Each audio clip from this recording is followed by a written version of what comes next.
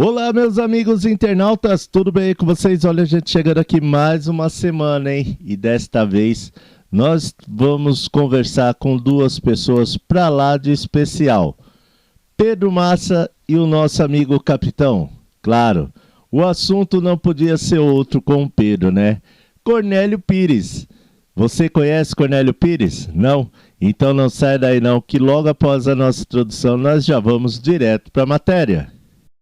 Web TV Marte, de Tietê para o mundo.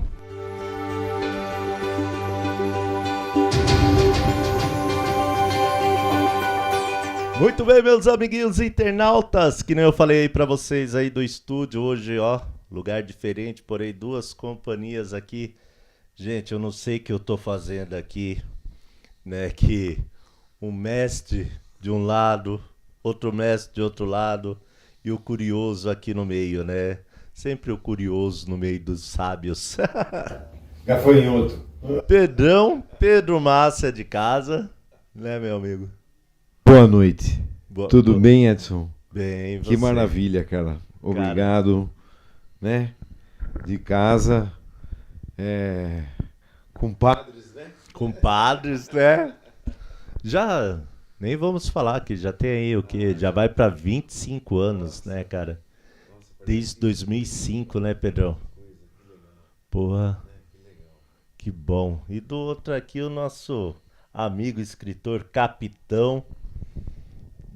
Prazer estar com você novamente. Sempre um papo muito interessante que rola por aqui, né? Sempre, sempre. E hoje promete, né? Hoje, gente, para vocês que estão aí curiosos aí do outro ladinho da tela, eu falo que hoje promete porque hoje nós vamos fazer aqui um painel, um mini painel aqui sobre Cornélio, sobre a arte caipira, né?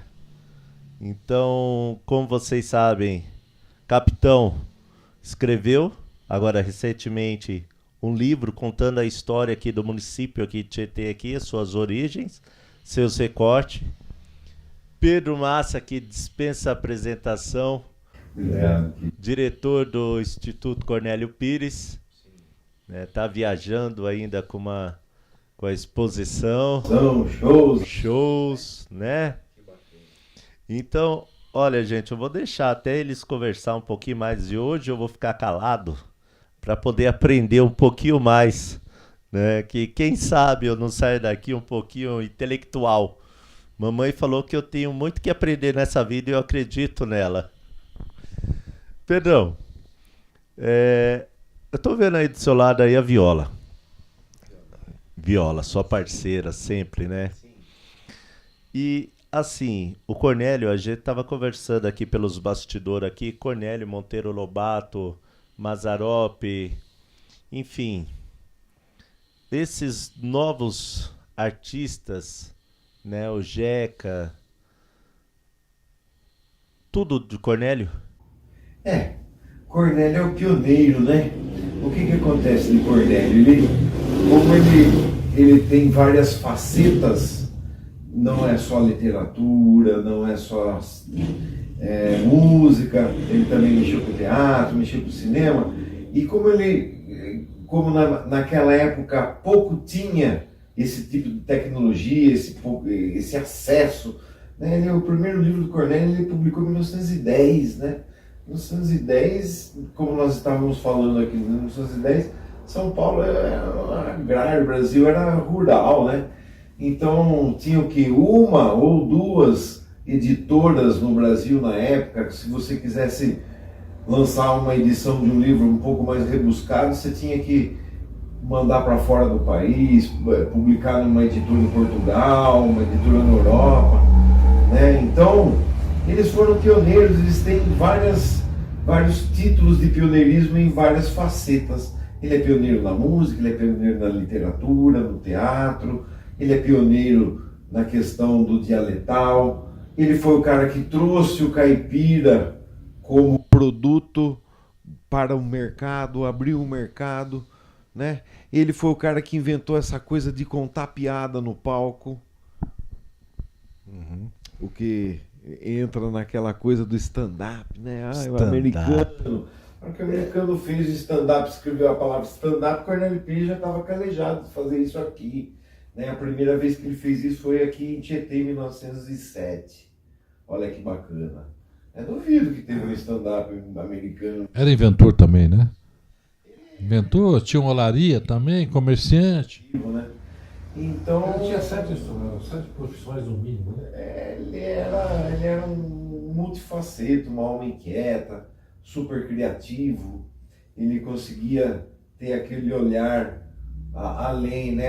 Ele via a dupla caipira no sítio, no Cururu. Pô, vou enlatar esses caras e vou vender. E foi o que ele fez, né? E assim, agora pra gente fazer vamos já começar a misturar aqui o caldeirão aqui com o nosso amigo aqui. Nessa tua obra aqui, Tietê, Cornélio Tietêense, Cornélio, pai da música sertaneja, né? Como tá dentro da sua obra, quem é Cornélio? Como você retratou Cornélio? Primeiro que o Cornélio foi, sem dúvida alguma, a maior figura artística que saiu dessa cidade. Aqui tem Tietê é berço de inúmeros artistas famosos que foram para o mundo. Tá? Não vou citar todos porque não vem ao caso, mas Cornélio deu de 10-0 em todos. E o Cornélio, eu fiz uma analogia, tá comentando com o Pedro, o Monteiro Lobato. Os dois eram amigos, contemporâneos na mesma época, saíram juntos, eram jornalistas também, lá em São Paulo. E os dois criaram quase que simultaneamente a mesma figura do caipira. Porém, a do Cornélio era um caipira esperto, que dava nó em pingo d'água. Já a do Monteiro Lobato era um caipira preguiçoso, aquele que não queria fazer nada, etc. Então, tem essa dualidade. Quase que o mesmo personagem, porém com nuances diferentes. Num país que era eminentemente agrário. Naquela época, 3 ou 4% da população vivia nas cidades. A maior parte vivia em fazendas. Né? E isso foi pré-Revolução Industrial Brasileira. Deixar bem claro que a Revolução Industrial no mundo foi muito antes e aqui demorou um século para chegar. Então, nesse momento de quase Revolução Industrial, o Cornélio criou a figura do caipira esperto, ladino, etc. E essa figura foi cooptada, na minha opinião, posteriormente, por um dos grandes gênios do cinema nacional, que foi o Mazzaropi. O Jeca do Mazzaropi segundo tudo que eu pesquisei, uma releitura do Jeca do Cornélio. Do Joaquim Bentinho, do queima-campo, o mentiroso que se dá bem. Exato. Acima dos outros, entendeu? O cara que vai lá na cidade e tenta passar a perna dele, ele passa a perna de quem tentou passar a perna. Exatamente. Então, é isso. E qual é a excelência de Cornélio nessa história? A excelência de Cornélio é trazer essa imagem, construir esse estereótipo e trazer para o popular. Outra coisa que Cornélio fez, que eu acho assim interessante, Cornélio facilitou o acesso à leitura com a história do caipira, porque nunca o povo esteve como protagonista. Naquela época, 1910, né, no começo, o que imperava era a Belle Époque, o que imperava era a questão do erudito, do classicismo, do parnasianismo dentro da literatura. Cornélio vem contra essa cultura e apresenta o anti-herói, que é o caipira, né? E isso caiu no gosto da população, porque facilitou a maneira de ler. Então a pessoa pegava um livro de Eça de Queiroz, com aquele português arcaico, difícil, e um livro do Cornélio Pires, com aquele português fácil, simples. E ele acabou caindo no gosto. Na década de 20, ele foi o escritor que mais vendeu livro no Brasil. Olha que interessante, durante 10 anos ele foi o maior escritor do Brasil. Escreveu 32 obras, né, se não me engano? 23 títulos ele tem. E, então, olha que bacana. Ele, além dele trazer o que ele é, o conteúdo dele também foi um facilitador para a leitura, para chegar no povo. Muita gente cresceu lendo Monteiro Lobato na década de 50, 60. muita gente cresceu lendo Cornélio Pires na década de 10, 20, 30. E pode-se dizer assim que até a molecada mesmo, da minha geração mesmo, ali 40 anos atrás, nós conhecemos mais Monteiro Lobato. Sim. Né? Monteiro Lobato, depois o Mazzaropi, que já era uma coisa mais sim, Monteiro cinema. Lobato, ele teve o apelo da Rede Globo, né?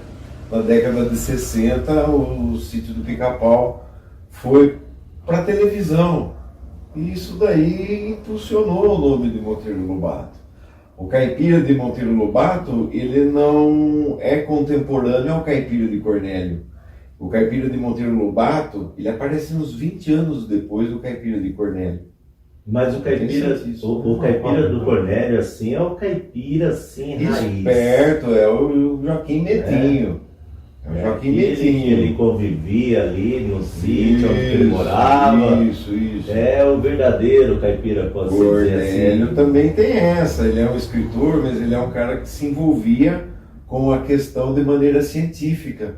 No entanto, que nos livros dele, ele faz uma divisão ali entre os costumes, apresenta as danças, apresenta as músicas, por que as trovas do Cururu são assim, por que são chamados versos nas carreiras do Divino, carreira de São João, quais são as comidas típicas caipira, até a alimentação do caipira ele descreve em títulos dele, né? Acho que é Samba e Cateretê, se não me engano. Então é aí que ele recebe o título de folclore, bandeirante do folclore paulista, porque ele se torna um estudioso da questão mesmo, né? Ele publicou Dicionário Caipirês. Eu diria que ele foi, na época dele, guardadas as proporções, um acadêmico pesquisador, né? O homem pesquisava. Sim, foi um pesquisador. Ele percebeu isso. Ele tinha um primo que chamava Amadeu Amaral, e Amadeu Amaral ele já era conceituado no meio intelectual em São Paulo, era um grande jornalista. E também, Amadeu Amaral também escreveu sobre o caipira e tal, influenciado por Cornélio Pires. E olha que Amadeu Amaral já era. Amadeu Amaral é imortal da Academia Brasileira, só para vocês verem. E Amadeu Amaral, quando leu o primeiro livro do Cornélio, Ideal de Caboclo, ele bateu no Cornélio e falou: olha, você descobriu um filão que ninguém descobriu ainda. Vai por essa estrada aí que você vai ter sucesso. E foi o que Cornélio fez, né? Trabalhou em cima do regionalismo, trabalhou em cima da figura do caipira. Bem, gente, ó, que nem eu sempre falo, né? Se for aqui pra gente ficar aqui nessa prosa aqui, nós vamos prosear, mas sabemos que Cornélio, né, pai da moça sertaneja, qual também comemora agora, né? Dia 13 de julho, né? Se Dia não me engano. 13. Dia 13, dia de nascimento do Cornélio. E tromba com o dia do rock, né? Então, né? Que coisa. Mas Carona aí na música caipira. pegou carona, né? E é isso que te deu a inspiração lá pro rock caipira? Rock da roça? Não? Não? Foi, mas é um bom argumento. Né? É um bom argumento. Pô, faltou o Fábio agora aqui com o baixo aqui pra gente poder fazer o rock. Caipira, né? O rock roça, o rock caipira. Né? Bem, tem alguma passagem que eu queria comentar. O primeiro disco, né, dessas modas de viola foi gravado. Quem mandou gravar foi o Cornélio, né? E eu me lembro que, pelo que eu li, eu não estava lá evidentemente, ele foi na gravadora e pediu para fazer. O cara não viu o mercado, porque era novo, né? Não, ele não vai poder fazer, etc. Porque isso aí talvez não venda, e as conversas todas. Cornélio já ficou bravo. Saiu. Quanto que é para fazer? Saiu, arrumou o dinheiro, voltou com uma mala de dinheiro. Toma, quero 5.000 discos da primeira tiragem. E o diretor da gravadora tentou argumentar ainda que não era bobagem fazer tanto, porque não havia tantas eletrolas na cidade. Isso não era problema. Ele mandou fazer os 5.000, ele vendia o disco até para quem não tinha o tocador de disco. E dizem também que ele vendia eletrola na loja dele, né? Vamos só colocar aqui, ó, gente, pra quem tá assistindo aqui, é jovenzinho que nem eu, que não sabe o que é eletrola, né? É vitrola. Vitrola. Vinha da Victor.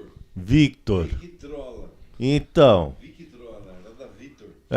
Aparelho que toca o disco, né? Isso. O player. Mas de qualquer forma, ele vendia muito legal, porque o cara ele era ladino, ele era muito esperto. Não tem mercado, eu crio o mercado, depois eu vendo a vitrola pro camarada também, né? E ele vendeu todos aqueles e fez mais, parece. Sim, e o sucesso foi tanto dessa primeira tiragem, mesmo porque são 30 mil cópias, né? São 30 mil cópias, é do 20 mil ao 20.005. Então é 20 mil, 20.001, e 2, e 3, e 4, e 5. 5 vezes 6, 30. São 5 mil cópias de cada unidade, né? Então, depois de ele ter vendido tudo, o dono da gravadora chamou ele e agora eu vou contratar você e vou bancar as próximas tiragens. Aí a Columbia abraçou o projeto e ele foi contratado. E no início também, um ponto aí também, já que ele falou que estava pagando, ele queria um selo exclusivo, né? Foi isso mesmo? Teve isso também. O selo é um selo de cor vinho forte, né? Sim. Com o arabesco das linhas em dourado. Então ele exigiu para que fosse diferente do selo da Victor, da Columbia e da Victor, que na época era azul, um azul e outro preto. Então ele também criou aquele estilo da série vermelha, né? Uhum. A coleção de discos vermelhos de Cornélio Pires também tem esse codinome, né? Eu já vi o original, é muito legal, né? É. Inclusive ele fez muitos, né? Fez bastante, quase 300 mil cópias, mais de 300 mil cópias. Cornélio Pires, ele deteve esse título de maior vendedor de disco no Brasil até a década de 80, quando a Xuxa lançou os discos dela. Não me lembro quantos álbuns ele lançou. São 53 títulos. Tudo isso? Não, são 53 álbuns, 106 títulos, 53 discos no total. Olha só, 53 discos em 1929. Poxa, é uma coisa assim, não fora. Não, e tudo isso simultâneo a outras estripulias do nosso amigo, né? Ele filmou o Brasil Pitoresco, acho que foi em 24, 25. Final de 22 e durante o ano de 23.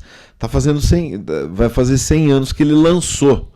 Ele lançou em 1924. Ele ficou um ano inteiro gravando e viajando pelo Nordeste do Brasil com Campos Gatti, que era o produtor e era o cara que fazia a filmagem, manuseava a câmera para ele, né?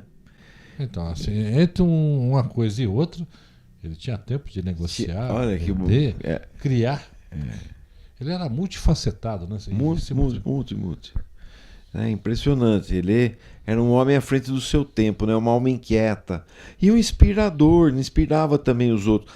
Essa viagem que Mário de Andrade fez no final da década de 20, se eu não me engano, foi em 1929, e onde ele escreveu Macunaíma, aquele viagem pelo interior do Brasil, ele foi inspirado nessa viagem do Cornélio, do filme.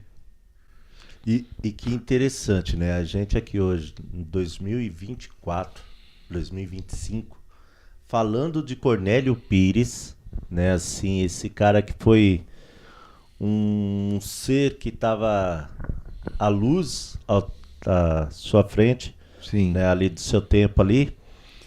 E até hoje, quando a gente ouve falar muitas coisas, tipo música sertaneja, que nem você acabou de citar, até os anos 80 foi ele que vendeu mais disco. Sim.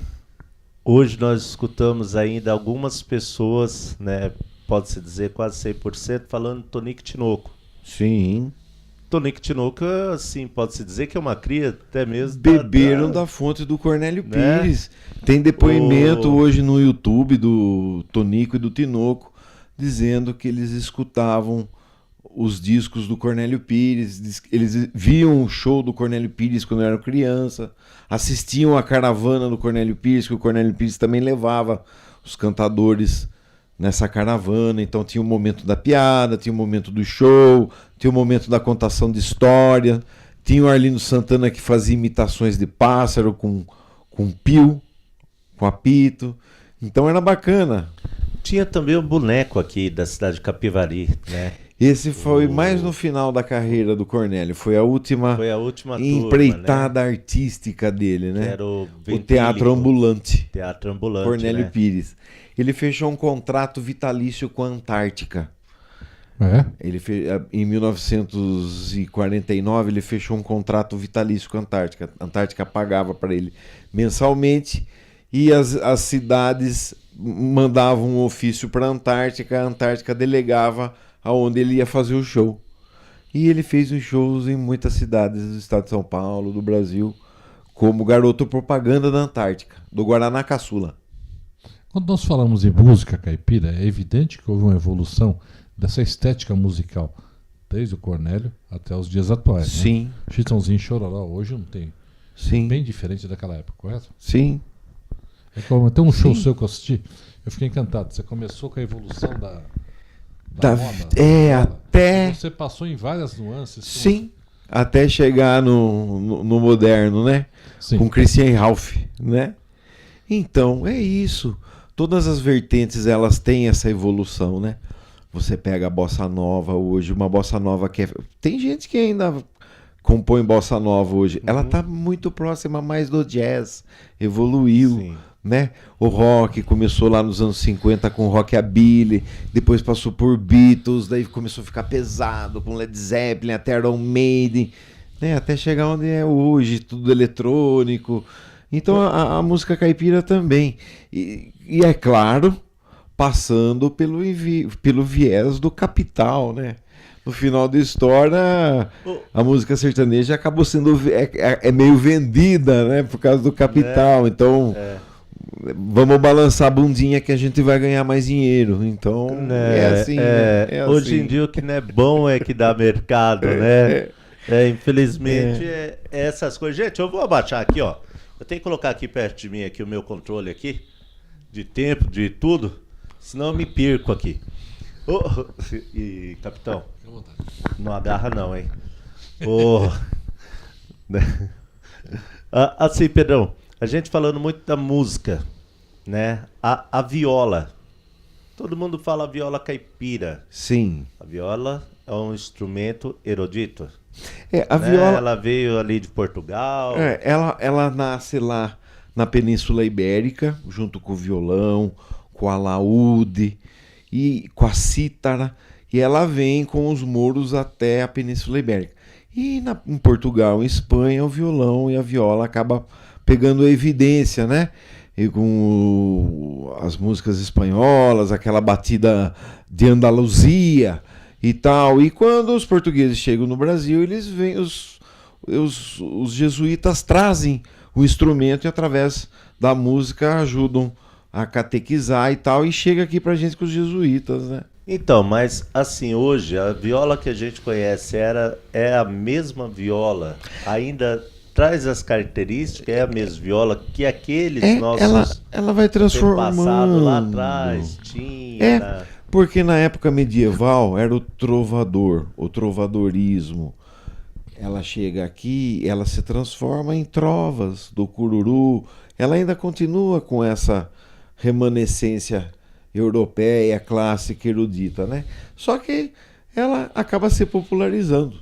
Aqui uma pergunta aqui agora para os dois, né? O cururu, né? Essa festa divina que é muito bonita, o cururu faz parte. O cururu, ele nasceu aqui nas margens do Rio Tietê? Ou isso é uma lenda, é uma história? Não, nasceu aqui. Provavelmente sim. Nasceu entre os pousos do Divino, da Capela de São João em Laranjal e daqui de Tietê, na nossa igreja da Santíssima Trindade. O que acontecia? Acontecia que a bandeira do Divino, ela sempre tem que ser velada. Então ela está na casa de uma pessoa, lá está no pouso, vai passar a noite lá, ela nunca pode passar sozinha, ela sempre tem que ser velada. Aí começou a cantoria à noite para fazer a velação. E da cantoria começou o cururu, que era em cima da Bíblia, que um cantador cantava versos e estrofes da Bíblia. E o desafio nasce daí, de um saber mais da Bíblia que o outro. Então eu terminava um assunto na Bíblia, passava para você, você tinha que continuar cantando em cima daquele assunto, né? Daí isso começa e até chega no cururu que a gente vê hoje, que é o cururu mais recreativo, né? Sim. Que é mais de... Me lembro agora uma reminiscência. Quando eu era garoto, eu vim pra cá, né? Visitar meu avô. Fui parar no caminho de Piracicaba. Não me lembro o nome exatamente. E tinha uma roda de cururu. Que era quase um desafio também, Sim. né? Eu me lembro que naquela época a mídia era jornal impresso. Tinha lá repórter do Estadão, da Folha de São Paulo. Tava renascendo naquela época. Sim. Tinha sumido. E foi um negócio que chamou a atenção na cidade. E eu via assim uns debates acalorados. O cara ficava um tempo longo, né? Era Bastante, bastante.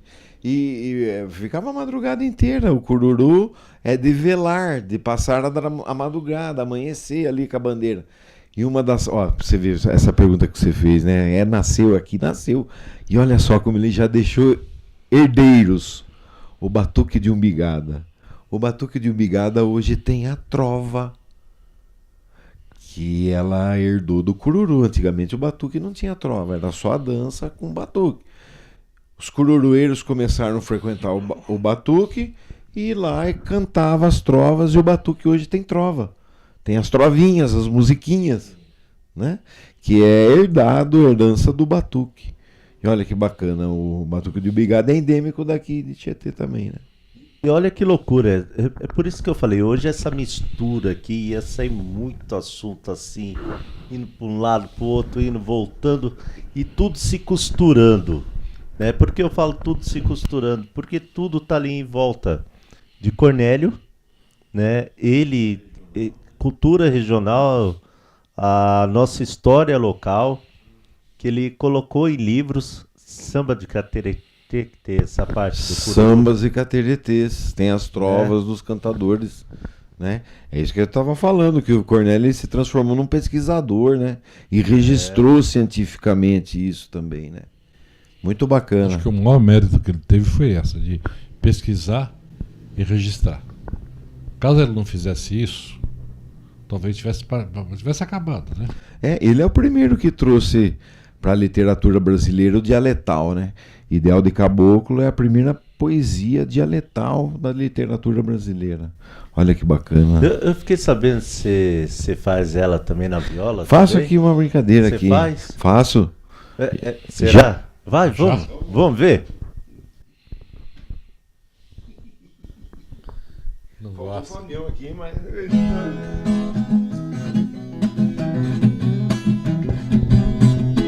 Ai, seu moço, eu só queria, pra minha felicidade, um bom fandango por dia e um pala de qualidade.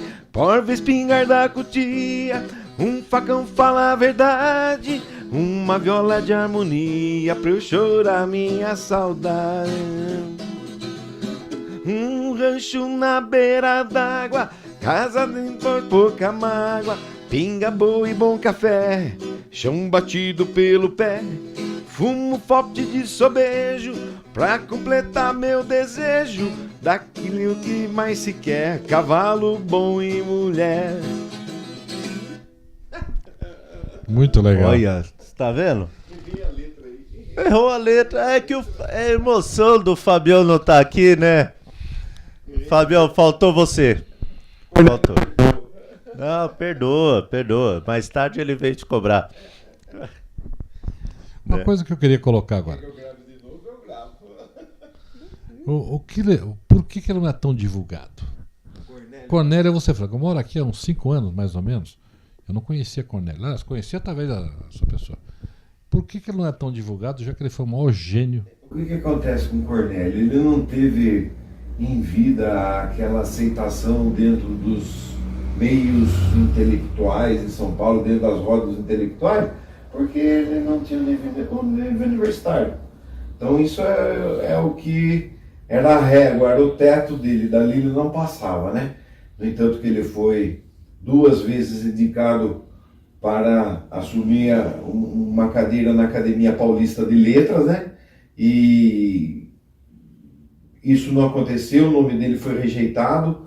É uma das coisas que ele uma das tristezas da vida dele foi essa rejeição aí da Academia Paulista de Letras, né? Então, mas por conta dele não ter o título acadêmico, né? O título, todos os intelectuais da época, a maioria eram formados pela Escola de Direito do Largo de São Francisco, Monteiro Lobato mesmo, né? No passado, foi por conta dele não ter o título universitário.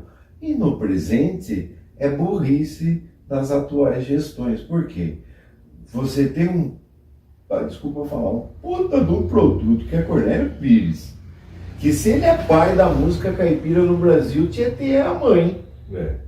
Meu, vamos explorar isso aqui, trazer um festival internacional da música caipira, da música sertaneja, vamos nos reposicionar dentro do mercado cultural, do mercado de eventos. E o detalhe, né? Vamos fazer goiabada, vamos colocar uma viola caipira na entrada da cidade, Sim. Vamos assumir no peito caipiras, graças a Deus, e montar esse museu aqui, explorar, fazer tour. Aqui nós temos o comércio, restaurantes fantásticos, em lugares fantásticos, históricos. Tietê tem tudo para desenvolver um potencial turístico fantástico, cultural fantástico, né? E nós estamos aqui para isso. Movimenta financeiramente a cidade, nos coloca num patamar interessante dentro do estado de São Paulo. Nós nos apropriamos dessa questão do Cornélio Pires mesmo, de uma vez por toda, que é daqui, que é uma cidade caipira, mãe da terra da viola. E assim nós vamos e daqui a... Na verdade, a questão turística aqui, ela não existe, né? Passou em branco, porque não é? O Cornélio tem algumas atrações, né? Daria uma Pedra do Curuçá por aí afora. Tem um monte de coisa. O parque ecológico. Está fechado.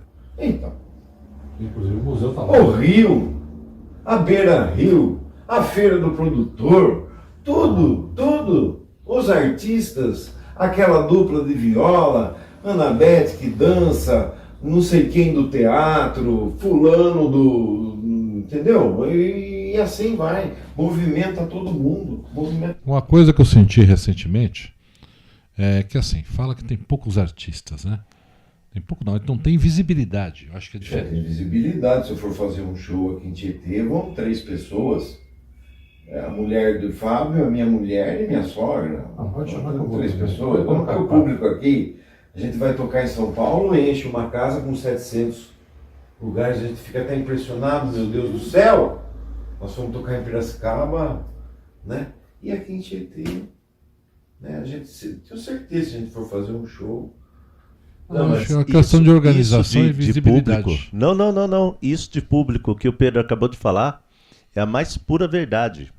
Eu, alguns anos atrás, viajava, estava excursionando com uma peça de teatro. Vim aqui em Tietê com o Vitor Branco, estava no elenco também.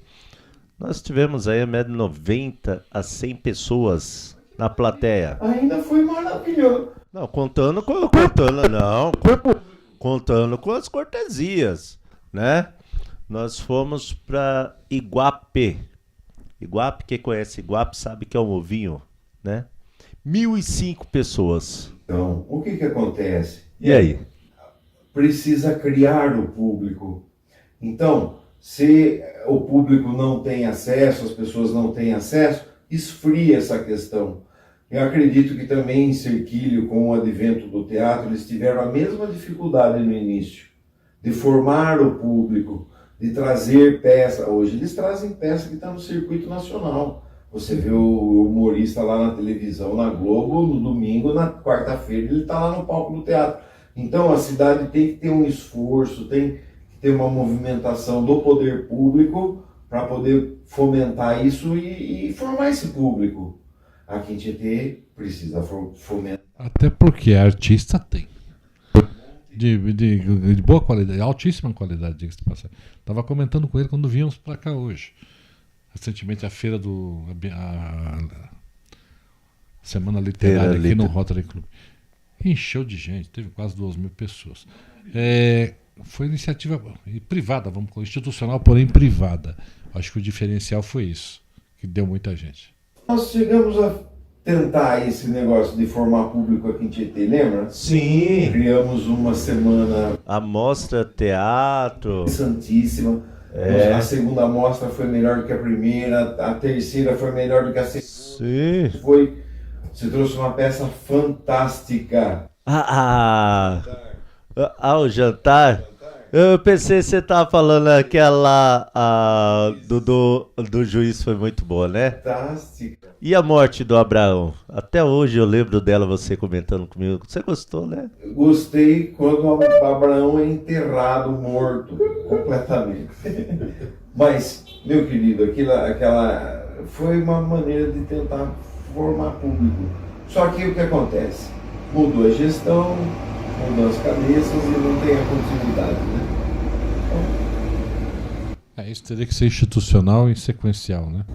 Mas é institucional. É lei. É lei. Criada na Câmara Municipal. Fui eu que criei a lei. O município tem que ter todo ano um festival, uma mostra estudantil de teatro aqui. Em 2012 foi E aprovado. por que não tem? Porque não cumprimos a lei. Pra que cumprir lei? Aí fica Não, chato. gente, vamos Aí voltar. Não cumprimos a lei. Sabe outra lei que tem aqui em Tietê? Tem a lei da sacolinha plástica. É proibido por lei aqui em Tietê sacolinha plástica no comércio. Mas ninguém sabe. Por que você vai falar isso, Pedro? Não, agora eles vão querer começar a cobrar no mercado. Vai acabar o saquinho de lixo em casa. Entendeu? Oh, poxa vida, meu. Bacana. E assim, nessa viagem aí. Ô Pedro, você comentou um lance aí que Cornélio, né, sempre foi deixado de lado. Mas não podemos deixar de falar que ele foi, assim, a inspiração, né? Sim, ele teve muita aceitação popular. Ele foi muito Não, até mesmo por popular. intelectuais. Sim. Hoje ele tem um reconhecimento, né? Hoje ele tem um reconhecimento, mas antigamente, como esse cenário era pautado pela instrução acadêmica, né? Então ele tinha rejeições. Como é que uma pessoa que tem a 4ª série primária vai ocupar uma cadeira de uma academia paulista de letras, de uma academia brasileira de letras? Então tinha como régua, né, a questão deles serem letrados. Né? Hoje isso, não. Hoje fosse assim, né? Se hoje fosse assim. Isso aí tão Tinha gente que não era presidente. Não, voltamos. Então. Mas, meus amigos, agradeço demais hoje aqui. Eu que agradeço a oportunidade. Quero voltar mais vezes. Quem sabe a gente não traz o Fábio, mais algumas pessoas. E vamos fazer algo, um painel legal aí. Vamos falar sobre cultura, sobre arte, sobre livros, sobre o dia a dia do artista. Maravilha, eu gostei. Obrigado, capitão, pela presença. Foi ótimo. Obrigado, meu querido. E estou à disposição. Quando você quiser, é só chamar. E pinga fogo. Beleza, hein? Capitão, vamos nessa? Vamos nessa.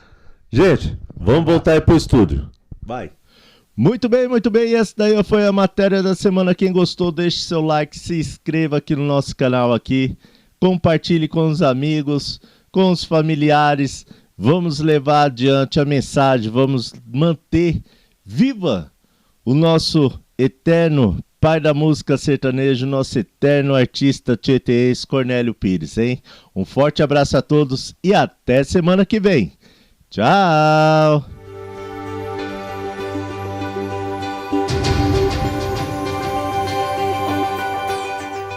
Web TV Marte, de Tietê para o mundo.